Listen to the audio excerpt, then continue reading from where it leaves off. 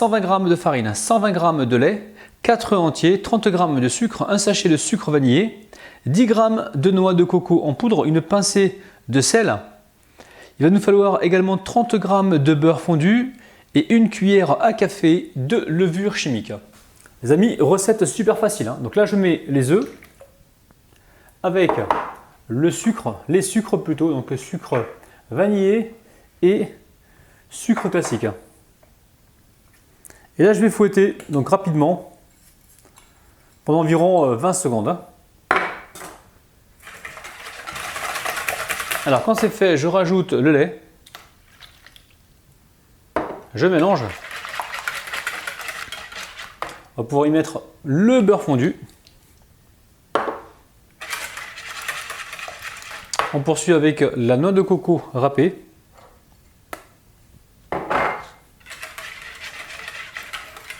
Et ensuite, on vient tamiser donc la farine avec la levure chimique. Donc là, j'ai mis le sel. Je vais pousser juste le sel dans la pâte et je tamise uniquement la levure chimique. Donc la levure chimique, j'ai une cuillère à café, hein, pas plus. Hein. Allez, on mélange la pâte.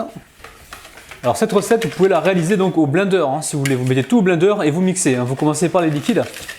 Alors si jamais vous pensez qu'il reste des grumeaux, n'hésitez pas à prendre le mixeur plongeant. Allez, je mets de côté pour l'instant et je m'attaque donc aux fruits. Alors, les amis, au niveau des fruits, vous faites vraiment avec ce que vous avez à la maison. Hein. Donc là, j'ai 3 abricots, une banane, une pomme, une nectarine. Vous pouvez mettre plus de bananes, plus de pommes, plus de nectarines, c'est vous qui voyez les amis. Donc les amis, je suis en train de couper mes fruits. Hein. Je les ai épluchés et coupés comme ça en petits morceaux. Je vais encore me répéter, prenez les fruits que vous avez à la maison. Hein. Allez, maintenant, je vais verser donc l'ensemble de ces fruits dans ma pâte.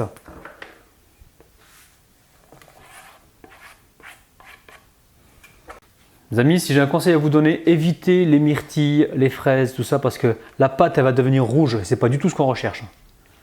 Donc là, on mélange comme ceci. On va essayer de répartir les couleurs partout.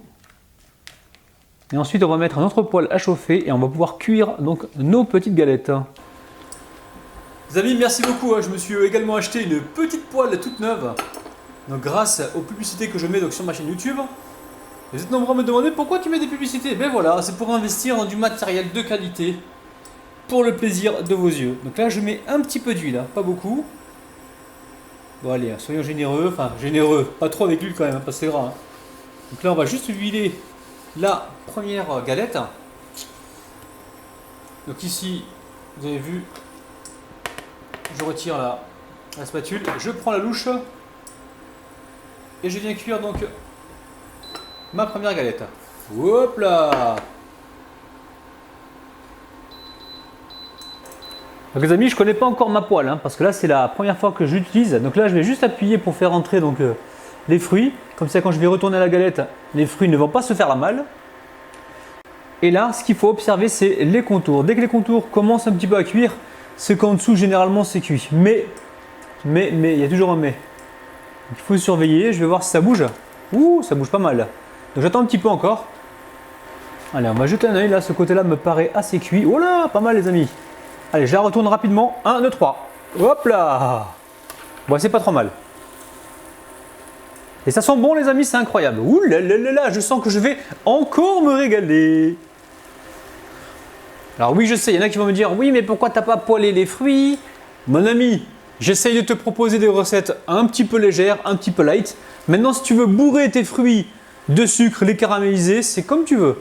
Mais moi, je te dis que sincèrement, avec cette galette, hein, quand tu vas croquer dedans, tu vas avoir la fraîcheur des fruits. C'est aussi intéressant, les amis. Hein. Je vais voir. Hop, hop. Regardez-moi ça, on dirait une omelette. Hé hé. Oh oh. Hi hi. Allez, on laisse cuire gentiment. On fait attention à la température. On peut baisser d'un cran si on le souhaite. Ou si la galette le souhaite, parce que celle qui est en train de cuire, c'est pas nous. Alors, au niveau de la texture, là, on est entre la crêpe, entre le pancake. C'est un petit délire que Cuisine Rapide a été chercher sur la planète Mars, les amis. Ouh là là. Ça sent très très bon. Hein. Et franchement, ça, avec une boule de glace vanille légèrement tiédie comme ça, un petit peu de sauce chocolat ou sauce caramel beurre salé, les amis, oh, vous allez vous régaler. Parole de Rabinou. Allez, encore quelques secondes et ensuite on va pouvoir la débarrasser. Donc là, ça y est, c'est cuit. Hein. Hop là! On va le débarrasser comme ceci. Et alors, remettez un petit peu d'huile quand même. Hein. Par mesure de sécurité, je récupère donc ma louche et je viens cuire une nouvelle galette.